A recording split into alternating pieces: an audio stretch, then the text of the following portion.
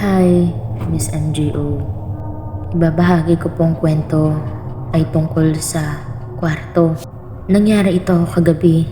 Nagbabasa ako ng mga creepy threads noon. Kasama ko ang lola ko noon.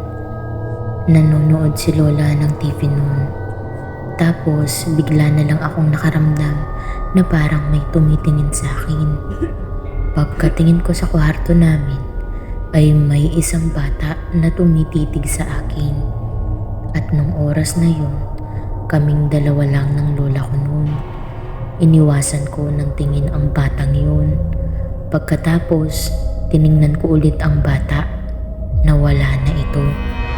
And bandang 9 p.m., matutulog na sana ako nang biglang may tumabing bata sa kama ko.